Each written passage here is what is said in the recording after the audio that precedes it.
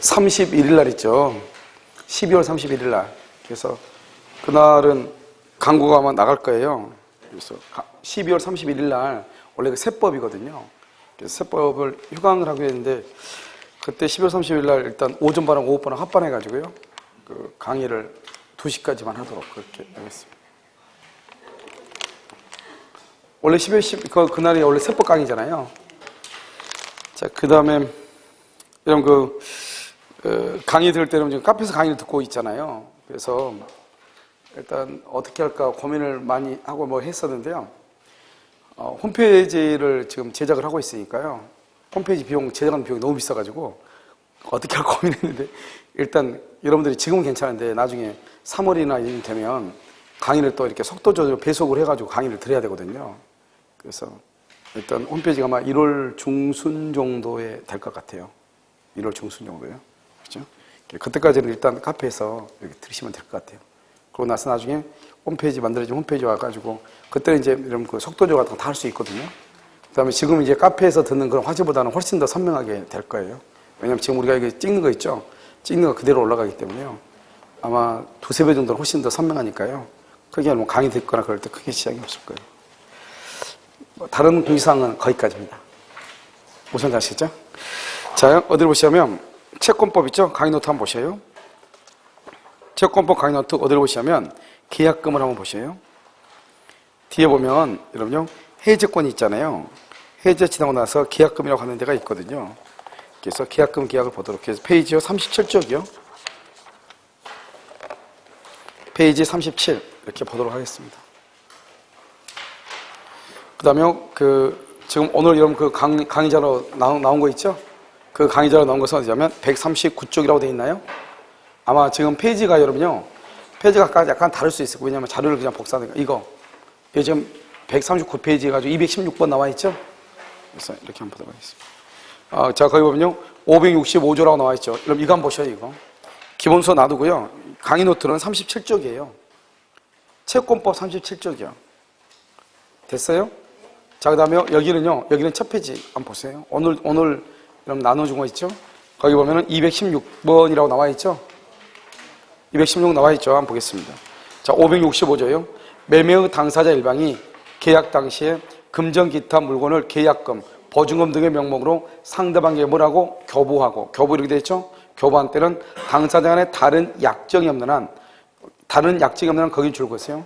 다른 약정이 없는 한 당사자의 일방이 이행에 착수할 때까지 줄 것이고요. 교부자는 포기하고 수령자는 배액을 상환하여 매매계약을 말 수 있다, 해제할 수 있다 이렇게 됐죠. 그러니까 여러분요 해약금은 언제나 해약금으로 보는 것이 아니고요. 다른 약정이 없을 때 해약금으로 본다 이런 말이에요. 자, 그럼 한번 보시면 먼저 여기서 한번 보셔요. 그래서 이렇게 갑이 이렇게 있죠. 갑이 있고 여기 이렇게 을이 있잖아요. 갑이 있으면 2월 1일 뭐를 하냐? 예약을 하죠. 우리 보통 예약을 무슨 예약으로 본다? 일방 예약으로 보는 거잖아요. 예약. 그 다음에 여기서요 2월 3월 1일 날요 여기서 본 계약을 체결을 하고요. 본 계약. 그 다음에 여기 4월 1일 있죠. 4월 1일 날 중도금을 이렇게 지급을 하고 그 다음에 5월 1일 날 잔금을 이렇게 지급한다 이런 말이죠. 그러면 이제 이렇게 일방 예약에서 예약 완결권을 여기서 행사하죠. 그래서 예약 완결권이라고 하는 것을 행사를 하게 되면 여기에서 뭐가 성립하냐? 본계약이 체결되죠. 이 본계약을 주된 계약이라고 얘기하고요. 보통 본계약을 체결하면서 뭐라냐? 여기서 계약금을 이렇게 준단 말이죠. 계약금을 주는 경우도 있고 안 주는 경우 있죠. 계약금은요. 계약을 체결과 동시에 주는 경우 있고 계약을 체결하기 전이나 체결하고 난 후에 계약금을 주는 경우도 있어요. 그 다음에 이 계약금은 뭐냐? 종된 계약이다 이렇게 얘기하고 이것을 요물 계약이다 이렇게 얘기해요. 그래서 계약금을 이렇게 주고 그 다음에 중도금이죠. 중도금 이후 단계를 뭐냐? 이것을 우리는 이행 단계다 이렇게 얘기하고 여기서 이행을 하지 않죠. 이행을 하지 않는 것을 뭐라고 표현하냐? 채무 불이행이라고 표현을 하고 채무 불이행이 있죠. 채무 불이행이 있으면 계약을 뭐란다? 해제하고 그 다음에 손해배상을 청구하고 그 다음에 뭐라냐? 원상회복을 청구할 수 있다 이런 말이죠. 이렇게요. 그래서 채무 불이행이 있을 때 이런 문제가 나오는 거죠. 그런데 계약금에 의해서 계약을 해지하잖아요. 계약금에 의해서 계약을 해지하는 것은 어디까지냐? 이 계약금을 지급하고 나서 여기요 중도금을 지급하기 전까지 여기에서 계약금에 의해서 계약을 해지하거든요. 그러니까 여기니까 여기는 여기죠.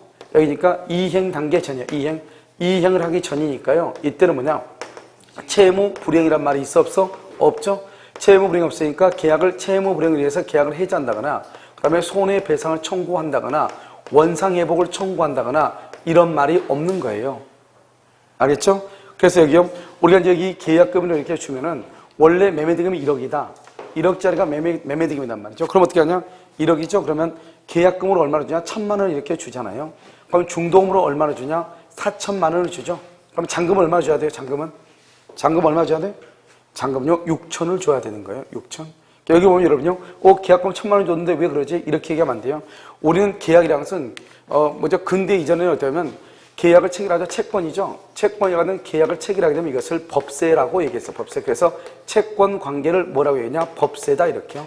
법세라는 것은 갑과 을이 계약을 체결하면 법의 족쇄를 채워버린다. 이 말이죠. 그러면 갑과 을이 어때요? 족쇄를 딱 채워버리니까요. 더 이상 뭐를 할 수가 없어요? 그것을 풀 수가 없는 거죠. 그래서 한 번 계약을 하면은 끝까지 그 계약을 지켜야 되는 거죠. 그래서 근대 이전은 그랬단 말이죠. 그러니까 한 번 사람들이 계약을 할 때요, 주저주저하게 되고 신중하게 되고요. 그러나 계약 체결이 잘 이루어지지 않겠죠. 그래서 이제 근대에 와가지고 계약금 계약이라고 하는 제도가 발명이 된 거죠. 그래서 우리는요, 계약을 체결한 사람은 중도금을 지불하기 전까지 준 사람은 포기하고 받은 사람을 2배를 주고 언제든지 계약을 해지할 수 있도록 하자. 이게 바로 565조 해약금 추정이라고 하는데, 이 해약금은 계약금이 언제나 해약금으로 되는 것이 아니고 아까 줄 그었죠? 다른 약정이 없을 때, 아무런 말이 없을 때, 특약이 없으면 뭐로 본다? 해약금으로 본다 이 말이죠. 만약에 다른 특약이 있다? 그러면 계약금을 해약금으로 추정한다 안 한다? 안 한다 이런 말이죠. 그 다음에요, 이 계약금은 뭐로 추정한다고요? 해약금으로 추정하는데 언제나 그런 것은 아니에요. 언제나 그런 것은 아니고 무슨 말이 없으면 아무런 특약이 없을 때. 해약금이라는 것은 준 사람은 포기하고 받은 사람을 2배를 주고 계약을 해지할 수 있다. 언제까지? 중도금을 지불하기 전까지. 그러니까 계약금이라는 것은 무슨 말이냐? 그건 매매대금이 아니에요. 매매대금이 아니고 준 사람은 포기하고 받은 사람을 2배를 주고 계약을 해지할 수 있다고 하는 해약금으로 보는 것이 해약금. 그것을 우리는 뭐냐? 계약금 특약이다. 이렇게 얘기를 하는 것이. 그러니까 이 계약금 매매대금이 아니기 때문에 만약에 중도금 이후 단계가 지나죠. 계약을 둘 다 갑과 을이 해지를 하지 않고 중도금 이후 단계가 지나면 원래 갑은 을한테 계약금을 반환해야 되는 거예요. 반환하고 중도금으로 4천을 받고 잔금으로 6천을 받아야 되는 것이에요. 그런데 우리는 보통 관행상 이렇게 계약금을 반환하지 않고 갑이라는 사람이 이걸 가지고 있다가 다시 어떻게 하죠? 이 사람을 잔금의 일부로 봐버리죠. 잔금의 일부. 왜냐하면 어차피 갑이 받았는데 그걸 또 을한테 줬다가 또 다시 되돌려받고 그러면 그렇잖아요. 그러니까 잔금의 일부로 봐버리는 거죠. 그러니까 잔금으로 얼마를 받아? 5천만 원을 받는 거죠. 무슨 말인지 알겠죠? 하지만 계약금은 중도금 이후 단계가 지나면 더 이상 계약금은 계약금이 아닌 거예요. 알겠죠? 그러니까 무조건 반환해야 된다 이런 말이죠. 그런데 우리가 이제 그걸 하지 않으니까 문제가 된 것이고, 그 다음에 중도금은요, 반드시 4천만 원을 줘야 되냐? 그렇지 아니고 중도금의 일부만 지급을 해도 그것을 이행 단계라고 하고 더 이상 계약금에 의해서 계약을 해지할 수가 없고, 또 한 가지는요, 계약금에 의해서 계약을 해지할 때는 만약에 갑이 계약을 해지하려고 그래. 그럼 우리는 중도금을 4월 1일 날 주기로 했는데 갑이 계약을 해지할 것 같단 말이에요. 그럼 어떻게 하면 돼요? 미리서요, 3월 20일 날 계약금을 미리서 지급해버리면 되죠. 그러면 3월 20일부터 이행 단계예요. 그러니까 더 이상 계약금을 포기하고 계약을 해지할 수 있다 없다? 없다 이런 말이고요. 이렇게 계약금에 의해서 계약을 해지하는 것은 뭐라냐? 이것을 이건 계약금에 의해서 계약을 해지하죠. 이 해지권을 뭐라냐? 이것을 형성권이라고 얘기를 해요. 형성권은 뭐다? 그것은 일방적 의사표시다 이런 말이죠. 그럼 일방적 의사표시요. 여기서 일방적이란 말은 무슨 말이다? 상대방이 뭐를 요하지 않는다? 동의를 요하지 않는다. 그래서 일방적 의사표시. 그래서 갑이 을한테 계약금에 의해서 계약을 해지할 때는요, 2배를 주고 계약을 해지하면 돼. 나 너하고 계약 해지할래. 이 한마디 하면 돼요. 그런데 의뢰한 사람이 계약금을 수령하지 않는단 말이죠. 계약금을 수령하지 않는다 해가지고 이것을 우리가요, 갑이 을한테 계약금을 줬는데 을이 수령하지 않죠. 수령하지 않는다 해서 그것을 뭐 할 필요가 없다? 공탁을 시킬 필요는 없는 것이에요. 왜냐? 우리가 일방적인 상대방의 동의가 필요 없기 때문에 갑이 2배를 주고 계약을 해지하면 해제가 이미 된 것이에요. 그럼 우리 안 받으면 그냥 내 통장에 집어넣고 있다가 언제든지 달라가면 주면 되는 거예요. 그 다음에 또 한 가지는요, 일방적 의사표시를 뭐라고 하냐? 이것을 단독행위다 이렇게 얘기해요. 단독행위예요. 그럼 이러면 단독행위죠. 그럼 단독행위는 또 어떻게 되는 거예요? 단독행위는 원칙적으로 조건을 붙일 수가 없단 말이죠. 그래서 단독이라는 것은 원칙적으로 조건을 붙이지 못해. 그러니까 갑이라는 사람이 을이라는 사람한테 계약금으로 1,000만 원 받았죠. 그러면 갑은 을하고 계약을 해지할 때 반드시 몇 배를 줘야 돼요? 2배를 주고 2배를 주고 계약을 해지해야 돼. 반드시요. 그래서 계약금의 일부만 주고 계약을 해지할 수는 있다 없다? 없다. 반드시 배액을 제공해야 된다 이런 말이죠. 이것은 이제 계약금이고요. 그 다음에요. 문제는 뭐냐면 계약금을 갑이한테 돌려줘야 되는데 돌려주지 않고 있다가 여기요. 4월 1일에서 5월 1일 여기 어디 사이에 여기 어느 사이에서 일방의 채무 불이에요. 그래서 일방의 채무 불이행이 있다 이런 말이죠. 그래서 갑이든 을이든 두 사람 중에 한 사람이 채무 불이행이 있다. 그래서 일방의 채무 불이행이 있다 이런 말이죠. 그럴 때는 어떻게 할 것인가? 그래서 갑이든 을이든요. 어느 한 사람이 잘못할 수 있잖아요. 그렇게 해서 계약을 해지하게 되면 손해배상을 청구해야 되는데 이놈의 손해배상을 얼마를 청구할 것이냐 이 말이죠. 나중에 내가 손해를 얼마를 입었다. 이것을 증명하기가 상당히 까다로울 거 아니에요. 그렇기 때문에 어떻게 하냐? 여기에서 이제 우리가요, 계약금 받은 계약금 있죠? 이 계약금을 뭘 하냐? 위약금으로 확인하는 뭘 한다? 특약을 한다 이 말이죠. 그래서 위약금으로 확인하는 특약을 해. 그러면 위약금으로 확인하는 특약이 있느냐 없느냐 이 말이죠. 위약금으로 특약이 없다. 그러면 실제 손해를 입증해서 청구를 해야 되는 거예요. 실제 손해요. 만약에 위약금으로 하는 특약이 있다 그러면 어떻게 하냐? 이것은요, 손해배상의 예정이요. 손해배상의 예정으로 뭘 한다? 추정하는 것이고요. 그 다음에 여기 위약벌이라고 하는 것도 있거든요. 위약벌 또는 손해배상 예정인데 아무런 말 없으면 손해배상 예정으로 추정해요. 그러면 손해배상 예정으로 추정한다는 말이 무슨 말이냐? 준 사람은 뭐라고? 포기하고 받은 사람은요 몇 배를 주고 받은 사람은 배액을 제공한다 이런 말이에요. 그러면 계약금을 위약금으로 하는 특약이라는 게 뭐냐? 계약금이 지금 1,000만 원 받았죠? 이 1,000만 원을 갑이 을한테요. 원래는 중도금 이후 단계에서는 반환을 해야 되는데 반환하지 않고 갑이 가지고 있다가 알겠죠? 그 다음에 뭐냐? 그 계약금을 위약금으로 하기로 한 특약을 한다? 만약에 중도금에서 잔금을 지급하기 전까지 갑이든 을이든 어느 일방의 잘못이 있잖아요. 채무불이행이 있죠? 그러면 어떻게 하냐? 그 계약금을 위약금으로 하자 이 말이죠. 그래서 만약에 실제 손해가 어떻게 되죠? 손해가 만약에 300이다. 300이어도 700을 반환할 필요가 없고요. 1300이 났다 손해가. 그래도 300을 더 청구할 수 있다 없다? 없다 이 말이죠. 그러니까 그것을 그냥 1,000만 원을 손해배상으로 봐버리자 이 말이죠. 그런데 문제는 뭐냐면 계약 매매대금은요 1억인데요. 계약금으로 만약에 3,000원 줬다 해봐. 계약금으로. 너무나 이것이 과다하다. 그럼 뭐 할 수 있다? 감액을 청구할 수는 있어요. 그래서 예를 들어서 매매대금 1억인데 계약금으로 3,000원 줬다 그러면 너무 많이 준 거죠? 그러면 1,500이나 2,000 정도는 감액을 말 수 있다? 청구할 수는 있다 이런 말이죠. 그래서 감액을 청구할 수 있다 이 말이고 위약벌이항상 여러분요 상가 있죠 상가. 앞으로 여러분요 원주가 이제 발전 계속 하잖아요. 그래서 강원도에서 보니까요 유일하게 인구가 증가한 데는 원주밖에 없더라고요. 강원도 이게 쭉 이렇게 각 시도가 있잖아요. 시도에서 인구가 증가하고 있는 것은 해마다 증가하고 있는 거 여기 원주밖에 없더라고요. 어제 이제 검색을 쭉 해보니까요. 그럼 여기서 이제 앞으로 이제 인구들이 자꾸 오고 그러면 어떻게 돼요? 이제 아파트라든가 분양이 활발하게 되고 상가도 분양이 될 거 아니에요. 그러면 나중에 이제 무조건 상가 분양이나 아파트 분양이 이루어진 것이 아니고 누군가가 분양을 한다고 해서 분양 계약을 하고 나서 갑자기 분양 계약을 해지하거나 그래버리면 분양업자가 손해를 볼 수 있죠. 그러니까 항상 보면 단서에 보면 위약벌 약정이라고 하는 것이 위약벌. 위약벌은 뭐냐? 일단 계약금 떼요. 계약금 떼이고 여기다가 플러스 알파로 손해배상을 더해주는 것 이것을 위약벌이라고 하는 거예요. 그러니까 우리가 계약금을 위약금으로 확인하면 그 계약금은 위약벌로 보는 것이 아니고 뭐로 본다? 손해배상의 예정으로 뭘 한다? 추정한다 이런 말이죠. 아시겠죠? 그래서 여러분요 어디를 잠깐 보시냐면 거기요 강의 노트를 한번 봐요. 강의 노트를 한번 보시면 거기 뭐라고 되어 있냐면 거기요 강의 노트요. 거기 두 번째 줄 있죠? 그럼 먼저 법정 바로 밑에 오면 갑과 을이요 계약금을 줬죠. 계약금은 형성권이고 일방적 의사표시죠. 일방적은 상대방이 동의를 받지 않죠. 그럼 이 상대방이 동의를 받지 않죠. 거기다 써 뭐라고 쓰냐? 공탁 X라고 공탁. 상대방이 동의 형성권 해가지고 맨 왼쪽으로 보란 말이죠. 갑과 을이 계약을 했죠. 그 다음에 왼쪽으로 보면 형성권이라고 되어 있죠. 2번.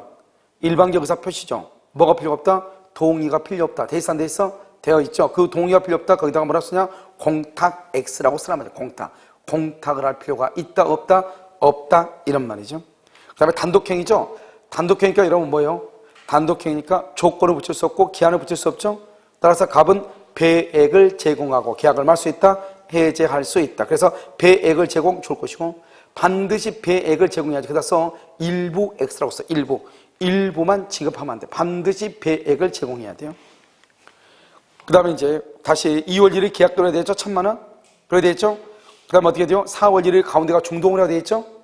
되어 있어요? 그러니까 중도금 보면 4월 1일 중도금에서 원래는 4,000만 원인데 일부만 지급을 해도 이행단계예요. 얼마냐? 4,000 중에서 3,000만 원만 지급했다? 그래도 이행단계고, 왼쪽으로 보면요, 원래는 4월 1일 날 중도금을 지급해야 되는데 3월 20일 날 중도금을 지급했다 이 말이죠. 그래도 무슨 단계다? 이행 단계가 되는 것이고, 계약금에 의한 계약의 해지라고 하는 것은 뭐죠? 왼쪽으로 보면 위에 왼쪽 보면 이행하기 전이죠. 그러니까 채무 불이행이 아니죠. 해지할 수 없고 원상 회복할 수 없고 손해배상 청구할 수 없단 말이죠. 그럼 중도금 이후 단계 오른쪽이죠. 그것은 무슨 단계다? 이행 단계죠. 이행 단계니까 이행하지 않으면 채무 불이행이죠. 계약을 해지하고 손해배상을 청구하고 원상 회복을 청구할 수 있다 이런 말이죠. 그런데 그 밑에 지금 까만 진한 화살표 있죠? 진한 화살표 오른쪽에 보면 중도금에서 잔금 사이에요. 일방이 이행을 하지 않죠? 일방이 이행하지 않는다. 이행 X 줄거 봐. 이행 X 거기다 뭐라 쓰냐? 채무 불이행이라고 써. 그래서 일방의 채무 불이행이 있죠? 그럼 어떻게 돼요? 원칙적으로요. 계약금 1,000만 원이요. 누구한테 기소? 가백에 기소. 그러면 큰일 나요. 알겠죠? 무조건 기소하면 안 돼. 반드시 위약금 특약이라는 게 있어야 돼. 위약금 특약이라는 게 있으면 그것은 위약벌 또는 손해배상 뭐로 본다? 예정으로 본다 이 말이죠. 그래서 다음 장에 있어요. 이렇게 돼 있죠? 그럼 다음 페이지로 보란 말이죠. 다음 페이지 보면 보면 두 번째요. 두 번째 다이아몬드 두 번째 있죠? 두 번째 다이아몬드 보면 위약금 특약이라고 되어 있나요? 네. 되어 있죠 밑에. 그 다음 페이지가 38쪽에 위약금 특약 보면 위약금 특약은 위약벌하고 손해배상 예정 이렇게 되어 있잖아요. 그럼 여기서 위약벌은 뭐냐? 계약금이죠. 계약금 1,000만 원대이고 플러스 알파로 손해배상을 청구할 수 있으니까 바로 그 위에 아무리 계약금이 많다 하더라도 감액 청구를 한 것은 할 수가 없지만 손해배상 예정이죠. 예정으로 보면 어때요? 갑은 배액을 제공하고 을은 포기하고. 알겠죠? 이렇게. 그런데 실제 손해가 1,200이다. 그래서 200을 더 청구할 수 없고 실제 손해가 200이라 해서 800을 반환을 할 필요가 있다 없다? 없다 이 말이고. 그러나 과다한 경우로 말 수 있다. 감액을 청구할 수 있다. 이런 말이죠. 그럼 여러분 여기서 한 가지 조심해야 될 게 뭐냐면 여기를 한번 해봐. 그 위약금 특약이라고 돼 있죠. 위약금 특약에 보면 여기 봐봐. 위약금 특약 거기다가 위약금 특약 이렇게 돼 있죠. 여기다 이렇게 해가지고 이렇게요. 특약이 없을 때 특약이 없다. 그러면 여기 실제 손해만 청구 이렇게 썼어요. 실제 손해만 청구 이렇게. 특약이 없다. 그럼 뭐만 청구한다? 실제 손해만 청구 이렇게. 실제 손해만 청구 이렇게. 다 됐죠? 자 그럼요. 문제를 한번 보셔요. 문제 여러분요. 216번을 보세요. 문제 216번. 자 봤어요? 자 1번 216번. 계약금은 언제나 줄고요. 증약금. 증약금을 뭐라냐? 거기다 써 증거금 이렇게. 증약금. 왜 그러냐? 증약금을 성질에다 돼 있죠? 맨 끝에다 써. 뭐라고 쓰냐? 불요식 계약의 힘으로 이렇게 쓰라고. 여러분요 216번의 맨 끝에다 쓰는 거. 216번의 맨 끝에다가 216번의 맨 끝에다가 노 216번 저 그 19이라고 돼 있죠? 그 옆에다가 뭐라고 쓰냐면 거기 여기 썼죠? 여기 끝에다 쓰라고. 옆에다가 뭐라고 쓰냐면 불요식 계약이므로 이렇게.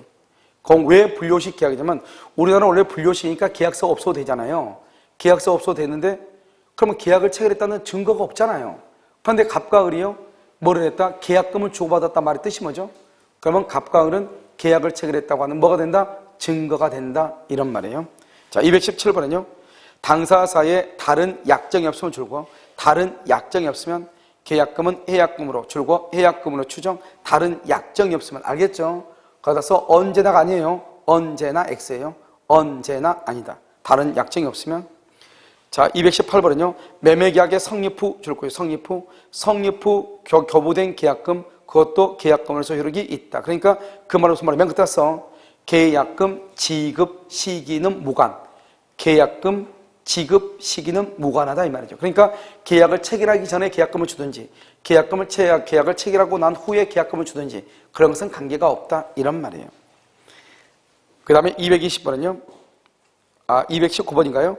계약금의 포기나 배액 상환에 의한 해제권 행사를 배제한다는 당사자 간의 약정 줄고요. 당사자 간의 약정. 그것은 뭐냐면 우리가 지금 무슨 법을 배우고 있죠? 채권법이죠. 그래서 채권법은 임의규정 이렇게요. 채권법은 임의규정이기 때문에요. 당사자 간에 다른 합의를 할 수가 있다 없다? 있다 이렇게요. 220번은요. 계약금 계약은 매매 기타 주된 계약의 부수, 주된 계약의 부수의 행위들은 줄고 종된 계약이다. 이렇게요. 종된 계약이다. 알겠죠? 그러면서 거기다 뭐라 했어요? 주된 계약이 무효이면, 종된 계약이기 때문에요. 주된 계약이 무효이면 계약금 계약도 무효 이렇게요. 그래서 주된 계약이 무효이면 계약금 계약도 무효 이렇게. 그 다음에 221번은요. 계약금 계약은 매매 계약의 종된 계약 다음 줄고요. 요물 계약이다 이렇게. 요물이요. 요물 계약 이렇게 돼 있죠. 여러분 법조문 봐요. 법조문. 그 위에 법조문. 법조문의 두 번째 조그맣게 글씨 써진 게 있어요. 그러면 요물 계약에서 현상 광고, 대물 변제, 계약금 계약, 보증금 계약 그렇게 돼 있어 안 돼 있어? 돼 있죠. 첫 글자만 딱 현대 계보 이렇게 되죠. 현대 계보. 알겠죠? 현대 계보 이렇게. 그 다음에 222번은요. 매수인이 단순히 이행의 준비만 줄고요. 단순히 이행의 준비만. 그래서 이퀄이요. 이퀄. 이행 단계 X예요. 이런 우린 봐봐. 우리는 언제까지 계약금을 포기하고 계약을 해지할 수 있죠? 이행 단계 후예요? 이행 단계 전이에요? 이행 단계 전이죠? 그래서 이행 단계가 되기 전까지 계약금을 준 사람은 포기하고 받은 사람 몇 배를 주고? 2배를 주고 계약을 말 수 있어? 해지할 수 있죠. 그래서 단순히 이행의 준비만, 그 말은 이것은 이행 단계가 아니다 이 말이죠. 그래서 이행 단계가 아니기 때문에요. 계약금을 포기하고 계약을 해지할 수 있다 없다? 있다 이러면 있다. 알겠죠? 그래서 배액을 상환하고 계약을 해지할 수 있다. 223. 매매 계약에서 계약금의 수수는 채무 불행을 이유로 하는 해제 및 그에 따른 손해배상을 배제하는 것은 아니다. 이렇게 돼 있어요. 자, 계약금의 수수 줄 것이고 바로 옆에 채무 불행을 이유로 하는 해제 줄 것이고 그 말이 무슨 말이냐 이거예요. 봐봐. 우리가 여러분요 계약금을 받았다 하더라도 계약금을 받았다 할지라도 두 사람 사이에 또 다른 약속이 있을 거 아니에요. 그런 약속을 어기면 어떻게 되죠? 약속을 어기면 채무 불행이 돼요. 그러니까 채무 불행이 있으면 아무리 계약금을 수수했다 할지라도 채무 불행에 의해서 계약을 말 수 있다, 해제할 수 있다. 그것을 얘기해요. 그 다음에 224번은요. 계약금에 의해서 해제권이 유보된 경우 줄고요. 계약금에 의해서 해제권이 유보 거기까지. 그것을 우리는 뭐라냐? 약정 해제권이라고 그래. 그래서 우리가 뭐예요? 해제권의 종류는 세 가지가 있죠. 하나는 합의 해제, 또 하나는 약정 해제, 또 하나는 법정 해제 세 가지죠. 이 세 가지 중에서 지금 계약금에 의한 계약의 해제를 약정 해제권의 일종이라고 얘기하는 것이에요. 그래서 되어 있는 경우 채무 불이행을 이유로 계약을 해지할 수 없다. 틀렸어요. 약정 해제권이 있다. 방금 지금 위하고 똑같은 말이잖아요. 223번은 뭐라고 했어요? 계약금을 받았다 할지라도 채무 불이행이 있으면 계약을 해지할 수 있다고 그랬죠? 똑같은 거잖아요. 계약금에 의해서 해제권이 유보가 됐다. 다른 말로 계약금에 의한 계약금 계약이 체결되어 있다 할지라도 이 말이죠. 다른 말로 약정 해제권이 있다 할지라도 채무 불이행이 있으면 채무 불이행에 의해서 계약을 말 수 있다. 해제할 수 있다. 이것을 채무 불이행에 의한 계약 해제, 거기를 가로놓고 봐. 채무 불이행을 이유로 한 계약을 해제, 그것을 법정 해제권이라고 얘기하는 거예요. 그것을 법정 해제권 이렇게. 225는요. 계약금 포기에 의한 계약 해제의 경우 상대방은 채무 불이행을 이유로 손해배상을 말 수 있다. 청구할 수가 있다. 여러분 계약금 포기, 계약금에 의한 해제 여기 봐봐요. 계약금에 의한 해제는 무슨 단계죠? 이행이다. 이행단계 전이다. 이행단계 전이죠. 이행단계 전이죠. 채무불이행이 있다 없다? 없죠. 그래서 이행단계 전이니까 채무불이행이 없죠. 채무불이행이 없으니까 해제를 못하고 손해배상 청구 못하고 원상회복을 청구하지 못하는 거예요. 그래서 지금 여기 보면 우리가 채무불이행을 이유로 손해배상을 말 수 있다. 청구할 수 있다. OX, X 이렇게요. 226. 매도인이 계약금의 배액을 상환하고 계약을 해지한 경우 매수인은 매도인에게 손해배상을 청구할 수 있다. OX, X죠. 계약금에 의해서는 계약 해제다. 그러면 채무불이행이 없다. 그러면 계약을 해지할 수 없다. 손해배상 청구할 수 없다. 원상회복을 청구할 수 없다. 이렇게. 227은요. 해약금에 기해 계약을 해지하는 경우 원상회복의 문제가 생긴다, 생기지 않는다, 생기지 않는다. 원상회복 문제, 손해배상, 원상회복 생기지 아니한다. 228번 매도인이 매매계약의 이행에는 전혀 착수하지 않았다. 그런데 줄고 매수인이 중도금을 지급, 그 말이 중요해요. 매수인이 중도금을 지급, 줄궜어요? 아무렇게나 줄긋지 마세요. 알겠죠? 매수인이 중도금을 지급했죠? 이퀄 이행 단계예요. 그러니까 우리는요 매도인이든 매수인이든 어느 한 사람의 무슨 단계가 있다?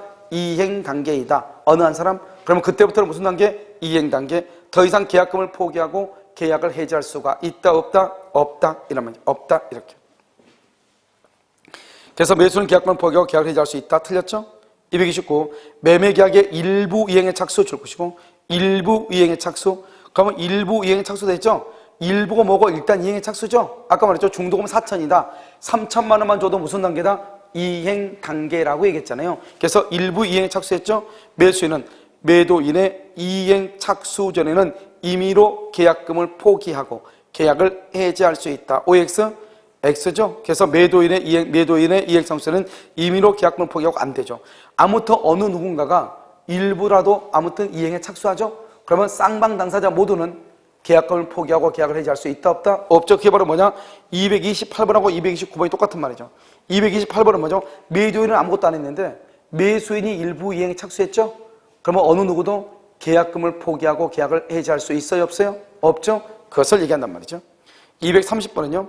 토지거래 허가구역 내 토지에 관한 매매계약을 체결하고 계약금만 지급한 상태에서 허가를 받은 경우 다른 약정이 없는 한 매도인은 계약금의 배액을 상환하고 계약을 해지할 수 없다. 그렇게 됐나요? 줄고요. 거래 허가를 받은 경우 줄고. 두 번째 줄 보면 거래 허가 230번 거래 허가를 받은 경우 돼 있죠? 그다 써 뭐라고 쓰냐면 허가가 있든 없든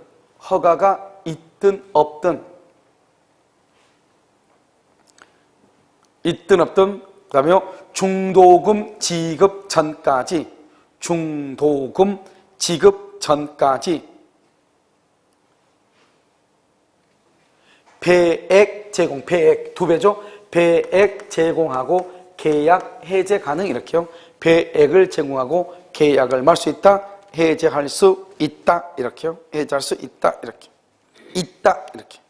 그러니까 허가를 받았다 해서 계약을 해지할 수 없다. 그럼 큰일 나. 토지거래 허가구역 내 토지라고 할지라도 허가가 있냐 없냐가 중요한 것이 아니고 중도금 지급 단계냐 아니냐 이게 중요해. 이행 단계냐 아니냐 이게 중요하다고. 그러니까 아무리 허가가 있다 하더라도 이행 단계 전에는 계약금의 배액을 제공하고 계약을 말 수 있다, 해지할 수 있다. 231. 매도인이 매수인에게 이행을 제공하고 대금 지급을 구하는 소송을 제기한 후에도 매수인은 계약금을 포기하고 매매계약을 말 수 있다, 해제할 수 있다, 없다? 있다. 이렇게 돼 있나요? 봐봐. 매도인이 줄고 가운데요. 대금 지급을 구하는 소송을 제기 줄고 대금 지급을 구하는 소송을 제기 거기다 써 이퀄 이행기 X 옆줄 긋고 뭐냐면 이런 매도인 있죠. 매도인은 언제가 이행기예요? 써 거기다가 매도인은 등기 서류 제공 시가 이행기. 등기 서류 제공 시가 이행기예요. 매도인은 언제가 이행기다? 등기 서류 제공 시가 이행기. 그러니까 매도인 봐봐. 매도인이 매수인이요. 잔금을 안 주니까 잔금을 달라고 소송을 제기했거든요. 그것을 이행 단계냐 아니냐 이 말이죠. 이러면 잔금 소송을 제기했다고 해서 매수인이 잔금을 주는 게 아니잖아요. 알겠죠? 잔금을 지급을 해야지만이 뭐죠? 이행 단계잖아요. 그렇기 때문에 매도인이 매수인한테 잔금을 지급하라고 소송을 제기했단 말이죠. 그래서 아직은 이행 단계는 아니다? 아니다. 따라서 계약금을 포기하고 계약을 말 수 있다. 해제할 수 있다, 없다? 있다. 이란 말이죠. 아직 무슨 단계가 아니니까? 이행 단계가 아니니까. 232. 계약금만 수령한 매도인이 매수인에게 계약의 이행을 채고하고 매매 잔대금의 지급을 청구하는 소송을 제기했죠. 똑같은 말이죠. 지금 보면 231번은 22회 시험이죠. 여기는요 지금 몇이냐 26회 올해 나온 거란 말이죠. 둘 다 똑같단 말이죠. 잔금을 달라고 소송을 제기했죠. 잔금을 달라고 소송을 제기했다고 할지라도 이것은 이행 단계다 아니다? 아니죠. 계약금을 포기하고 계약을 말 수 있다. 해제할 수 있다. 똑같은 말이란 말이죠. 22하고 26하고 똑같은 문제잖아요. 자, 233번은요. 계약금은 별도의 약정이 없는 한 줄거 해약금으로 뭐를 해? 추정 이렇게요. 234.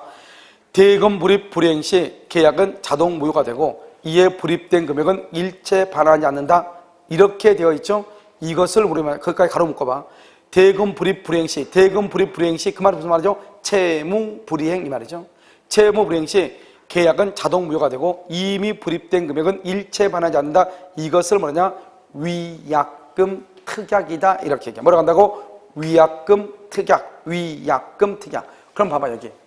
이런 법은 계약금은요, 계약금을 만약에 위약금으로 특약을 하죠. 그럼 위약금 특약을 하면 계약금을 뭐로 본다? 손해배상 예정으로 추정하죠. 그럼 봐봐, 여기 봐봐. 계약금은요, 중도금이 지급하기 전까지는 해약금으로 추정되고, 중도금 이후에 위약금 특약이 있으면 계약금은 손해배상 예정으로 추정하니까 계약금은 중도금 지급 전에는 해약금으로 추정되고, 중도금 이후 단계에서는 손해배상 예정으로 추정한다, 이렇게 얘기해. 따라서 뭐라고 얘기하냐? 계약금은 해약금 또는 손해배상 예정으로 뭐가 된다? 추정된다, 이렇게 표현을 하는 것이에요.